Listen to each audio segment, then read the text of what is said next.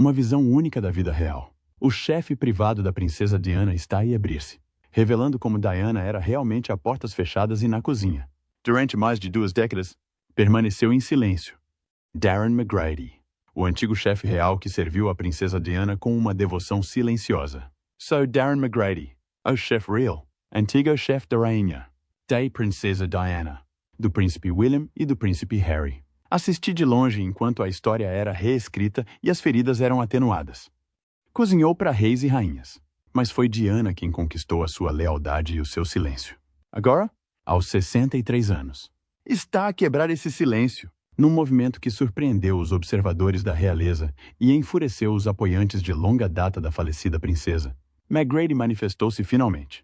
As suas palavras não são apenas reflexões, são revelações, e no centro de tudo está a rainha Camila. O que Darren revela sobre ela deixou a nação atordoada e obriga-nos a perguntar: o que aconteceu realmente por detrás dos muros do palácio?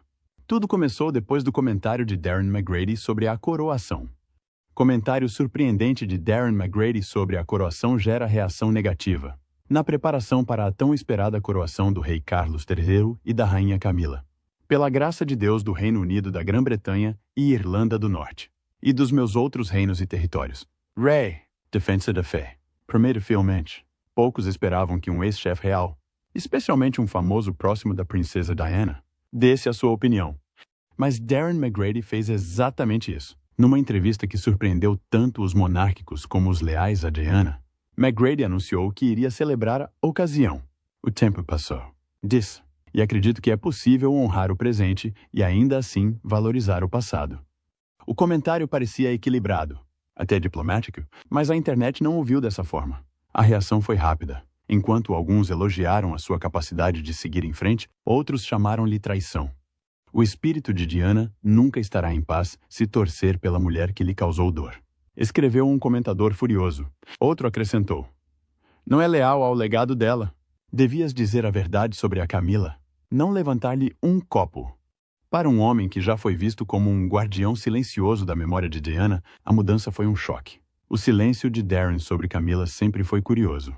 Apesar das inúmeras entrevistas ao longo dos anos, sempre evitou falar sobre a mulher que já foi considerada a mulher mais odiada da Grã-Bretanha. E com razão. O caso de Camila com Carlos desempenhou um papel central no tormento pessoal de Diana. O ressentimento público ainda estava fresco na mente de muitos. Mesmo depois de a sondagem da YouGov de 2005 ter revelado que apenas 7% da Grã-Bretanha apoiava Camila tornando-se rainha. Avançando para 2023. Lá estava ela, coroada rainha consorte numa cerimônia assistida por milhões. Apoiei a coroação, reiterou Darren. Isso não significa que me tenha esquecido do que a Diana passou.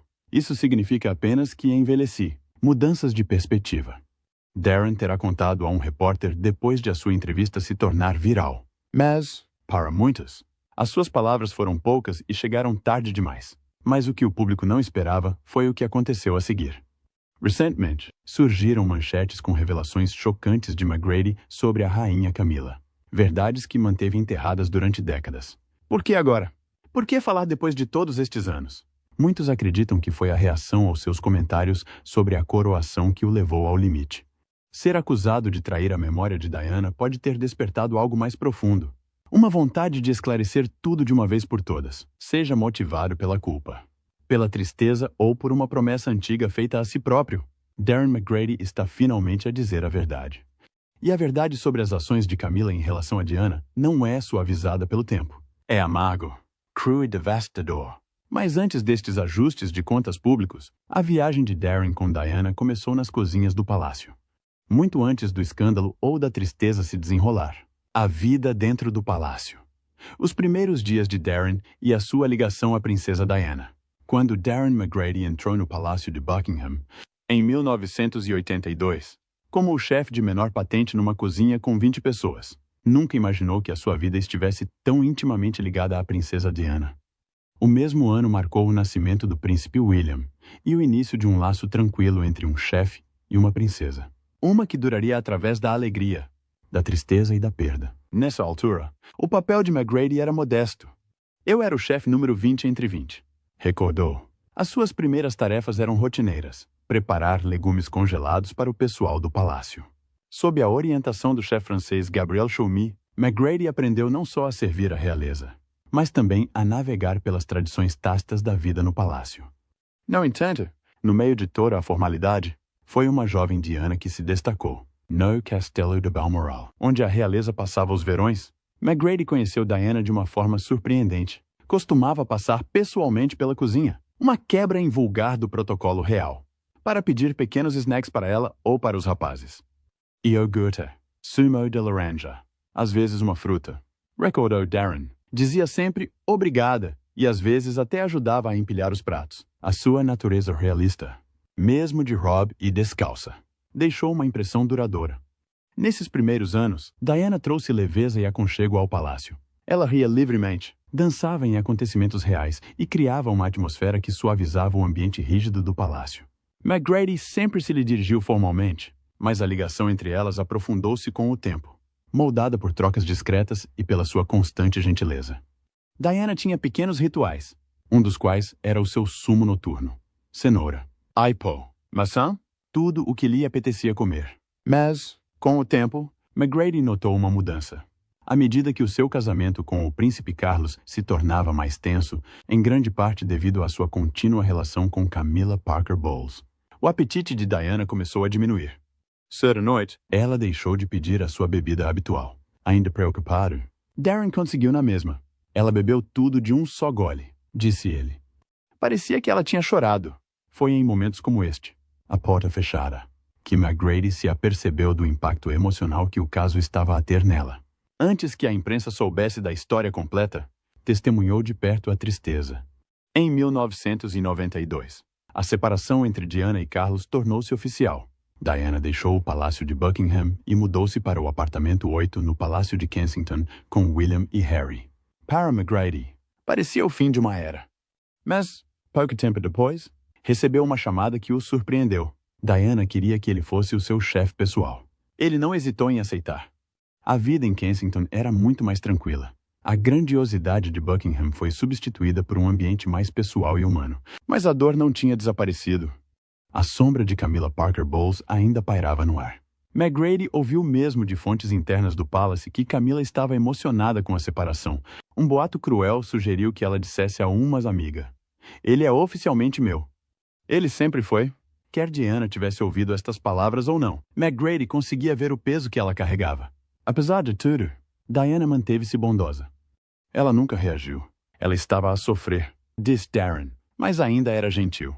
Mesmo nos seus piores dias, ela tratava os outros com respeito e carinho. Foi isso que a tornou diferente, disse. Foi isso que fez dela Diana.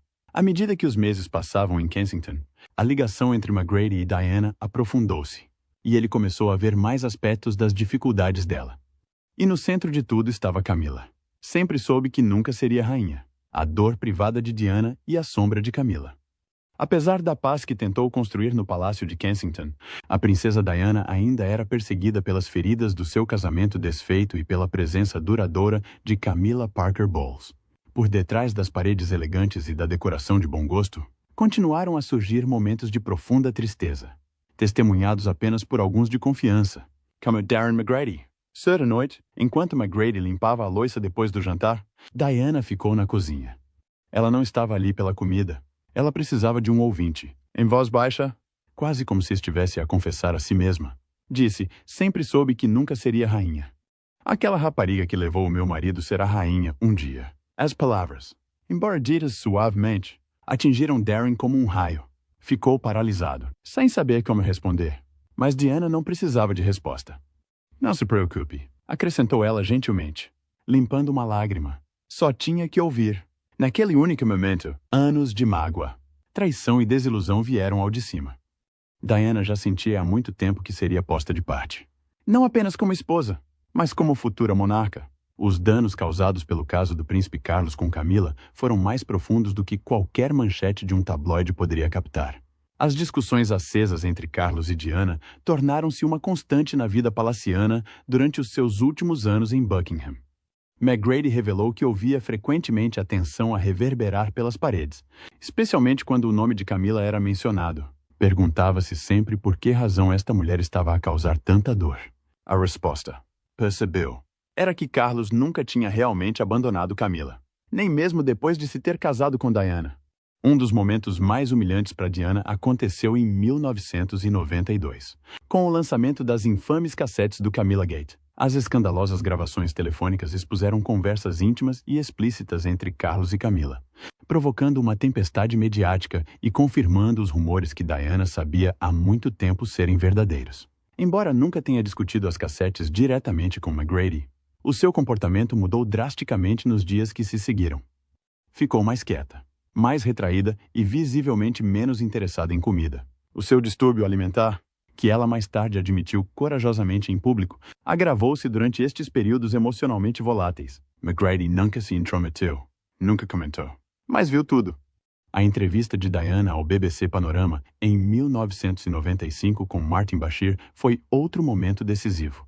Perante milhões de pessoas, ela expôs a sua alma, dizendo: éramos 3 neste casamento, por isso estava um pouco cheio. O mundo ficou atônito. Acha que a senhora Parker Bowles foi um fator no fim do seu casamento? Bem, éramos 3 neste casamento, por isso estava um pouco cheio. Para Darren, não era novidade, era validação. Testemunhou o seu sofrimento silencioso. E agora, o resto do mundo também. A vulnerabilidade e a honestidade dela naquela entrevista lançaram uma luz dura sobre o caso de Carlos e Camila. Que tentas magoar-te externamente porque queres ajuda. Mas é a ajuda errada que estás a pedir. As pessoas veem-no como um sinal de alerta ou de procura de atenção. E ajudou a galvanizar a simpatia do público por Diana de uma forma que nenhum publicitário ou conselheiro real poderia ter alcançado. Mas no meio de toda a enormidade também havia força. Cerca de 1 ano depois de se ter instalado no Palácio de Kensington, McGrady notou uma mudança. Parecia que ela se tinha transformado. Ela parecia em paz. Diana começou a curar-se de formas pequenas, mas poderosas. Fazia exercício físico regularmente. Adotou um estilo de vida mais saudável e começou a concentrar-se mais intensamente nas suas causas de caridade. Talvez o mais notável seja que ela abordou publicamente a sua batalha contra a bulimia num momento inovador que encorajou inúmeras outras pessoas a procurar ajuda. Os distúrbios alimentares, sejam eles a anorexia ou a bulimia, mostram como um indivíduo pode transformar a nutrição do corpo. Para McGrady, foi a primeira vez que viu Diana resgatar a sua identidade, não como membro da realeza, mas como uma mulher que suportou um sofrimento profundo e escolheu recuperar dele. Estava mais saudável do que nunca. Recordou Darren. Estava mais forte, mais radiante. As coisas estavam finalmente a melhorar, mas a história não estava destinada a uma resolução pacífica. Assim que Diana começou a emergir das sombras, o destino desferiu o seu golpe mais cruel. Infelizmente, a sua história tomou um rumo devastador precisamente quando começou a retomar a sua vida. Eu tinha a refeição dela pronta. O dia em que Diana morreu. Era uma tranquila manhã de domingo quando o mundo de Darren McGrady parou. Como qualquer outro dia no Palácio de Kensington, a cozinha real fervilhava suavemente com a rotina. Darren preparou uma refeição ligeira para a princesa Diana, aguardando o seu regresso de Paris mais tarde nessa noite. Ela deveria reunir-se com o príncipe William e Harry antes de regressarem à escola. Seria um dia calmo. Comida caseira, tempo em família e um momento de normalidade no meio do caos da vida real. Depois, a televisão piscou com uma manchete de última hora. Princesa Diana num acidente de viação. Quinta-feira. Assinalam-se 20 anos desde que a princesa Diana morreu num acidente de viação dentro de um túnel de Paris. Momentos depois, a princesa Diana morreu aos 36 anos. Pensei que fosse uma brincadeira, recordou McGrady mais tarde. Mas estava em todos os canais. Então soube que era real. O peso do momento atingiu-o como um maremoto. Ainda em choque, correu para o trabalho, agarrado a uma esperança impossível de que talvez a notícia fosse exagerada ou errada. Mas quando o palácio enviou por fax o testamento de Diana, a realidade impôs-se. Não haveria retorno, nem jantar tranquilo, nem conforto para os meninos. A Diana partiu. Em poucas horas, o clima em Kensington tornou-se fúnebre. A equipa, leal a ela, protetora dela, desmoronou.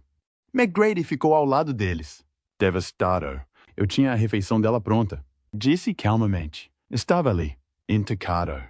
A sua morte súbita a 31 de agosto de 1997 no túnel Pont de l'Alma, em Paris, enquanto era perseguida por paparazzi, causou comoção em todo o mundo. O luto da nação aumentou nos dias que se seguiram. Mais de 2,5 mil milhões de pessoas em todo o mundo assistiram ao seu funeral. Mais de 60 milhões de flores foram depositadas nos portões do Palácio de Kensington pelos enlutados. Elton John regravou Candle in the Wind para ela e tornou-se o hino não oficial de um mundo enlutado. Mas, no meio da tristeza, outra tensão surgiu silenciosamente sobre quem estaria ou não presente nesse dia. Rapidamente surgiram rumores de que Camilla Parker Bowles tinha manifestado o desejo de comparecer ao funeral de Diana, para prestar a sua homenagem e talvez amenizar a hostilidade pública. Algumas fontes sugeriram que ela esperava que a sua presença fosse vista como um gesto de boa vontade, uma ponte para um futuro onde pudesse ser aceite. Mas a rainha Isabel supostamente manteve-se firme. Ela insistiu para que Camilla se mantivesse longe. Para McGrady, esta decisão foi a única correta. Ainda bem que ela ouviu a rainha e não foi, disse. O mundo nunca a teria perdoado. As pessoas não estavam de luto apenas por uma princesa. Estavam de luto por Diana. A presença de Camilla seria vista como desrespeitosa, como aparecer no local de um crime que ajudou a criar. Para McGrady e para muitos dos que amavam Diana, a ideia de Camilla, tão intimamente ligada à dor que Diana suportou, a caminhar atrás do seu caixão teria sido insuportável.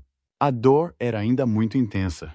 A traição muito recente. A memória de Diana era ainda sagrada. No dia do funeral, Darren estava entre os funcionários do palácio enquanto a procissão passava. Já tinha visitado Diana uma última vez na Capela Real, onde o seu corpo repousava em paz. O silêncio silencioso no quarto, o peso da finalidade. Tudo era demais. Mas, ao lado de outros que com ela trabalharam, cuidaram dela e admiraram silenciosamente a sua força. Sentiu um vislumbre de paz, mesmo na morte. Diana uniu o mundo, não apenas na dor, mas no amor, pela sua autenticidade, pela sua compaixão, pela sua vulnerabilidade. Enquanto a dor pública ecoava por todo o mundo, uma mudança mais silenciosa estava a acontecer, uma que Darren nunca esqueceria. Darren recusou-se a comparecer ao casamento e Camilla e Carlos casam-se, a 9 de abril de 2005. O príncipe Carlos e Camilla Parker Bowles casaram-se finalmente numa cerimônia civil no Windsor Guildhall, seguida de uma bênção religiosa na Capela de St. George. Para muitos, foi um momento muito esperado, uma legitimação silenciosa de uma relação que resistiu a décadas de escândalos. Mas para Darren McGrady, o dia marcou algo completamente diferente. Não assisti. Não fui. Não pude, admitiu McGrady mais tarde. Os meus pensamentos estiveram com a Diana o dia todo. Nessa altura, McGrady já tinha deixado o serviço real e estava a viver nos Estados Unidos, gerindo uma empresa de buffet de sucesso. Ainda assim, o mundo real não o tinha abandonado. Manteve um contato próximo com antigos colegas do palácio, muitos dos quais também serviram Diana. À medida que o casamento se aproximava, o seu telefone vibrava com mensagens de texto e e-mails. Havia um desconforto partilhado entre eles, um entendimento tácito de que algo na celebração não parecia estar bem. Para McGrady, a cerimônia pareceu uma reescrita final da história. Sou Darren McGrady, o chefe real, antigo chefe da rainha, da princesa Diana, do príncipe William e do príncipe Harry. Um apagamento silencioso da dor que Diana suportou. No final, conseguiram o que queriam, disse. Mas o custo foi enorme, e aquele dia só me fez lembrar isso.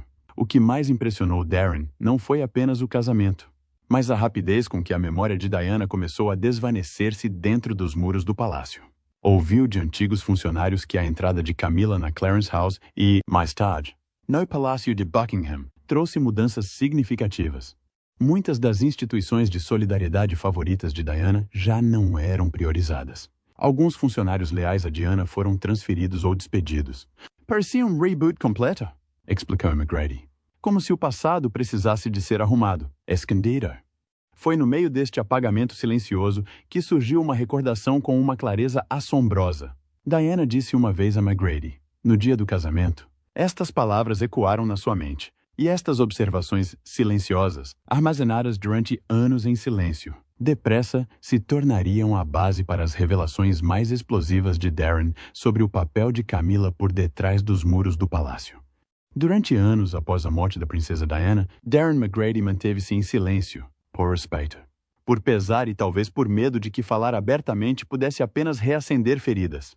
Mas por detrás deste silêncio havia uma tempestade de observações, emoções e verdades que há muito não eram ditas, E quando finalmente começou a falar, foram as ações de Camila após a morte de Diana que chocaram o mundo.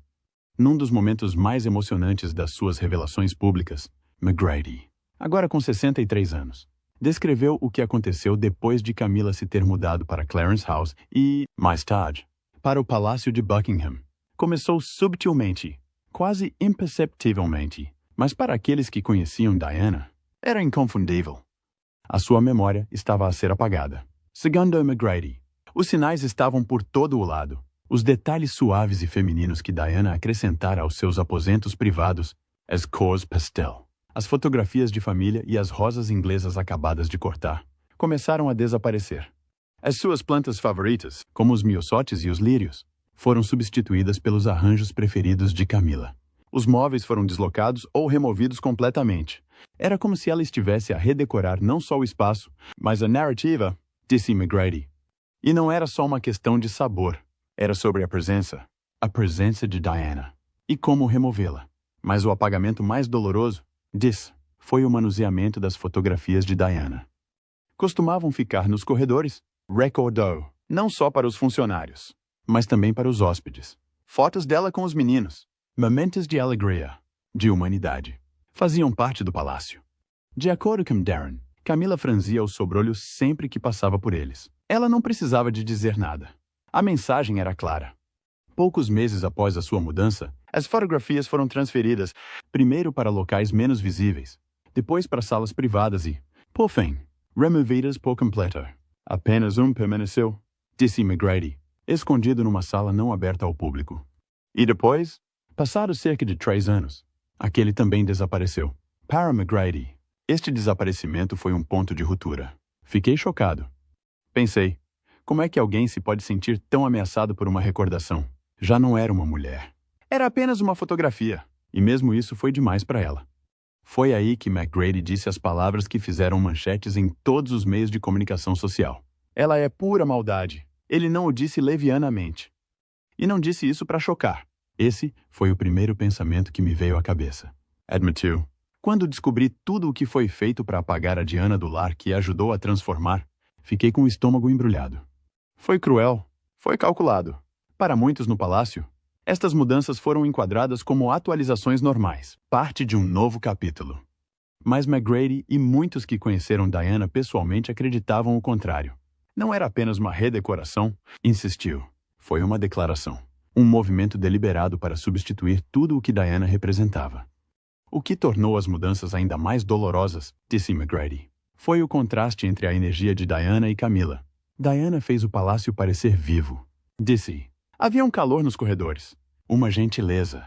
Via-a andar descalça até a cozinha para pedir sumo de laranja ou a colocar cobertores no porta-bagagens do carro para alguém na rua. Aquela luz, a luz dela, era inegável. E quando Camila entrou, essa luz apagou-se. E, mesmo assim, durante anos, McGrady não disse nada. Permaneceu nos porções, construindo a sua empresa de buffet e homenageando Diana discretamente através de eventos de caridade e aparições públicas. Mas quanto mais observava Camila a ascender, de companheira privada à duquesa da Cornualha e, finalmente, a rainha consort, mais se sentia obrigado a contar a verdade.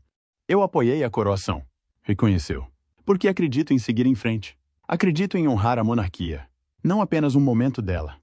Mas seguir em frente não significa enterrar a verdade. Isto não significa que nos esquecemos do custo. McGrady enfatizou que a sua decisão de falar não foi motivada por ressentimento. Foi alimentado pelo amor, por Diana e pela verdade. Devo-lhe isso, disse ele. Devo-lhe isso, disse ele. Depois de tudo o que ela suportou, o mínimo que posso fazer é proteger a sua história. Tudo isto, até as partes desconfortáveis. As suas palavras repercutiram-se não apenas nos círculos reais, mas no mundo inteiro. Para muitos, a voz de McGrady deu substância a antigas suspeitas de que o legado de Diana tinha sido lentamente posto de lado em favor de uma narrativa mais polida e controlada. E para outros, foi um doloroso lembrete de como a história muitas vezes esquece aqueles que sofrem em silêncio.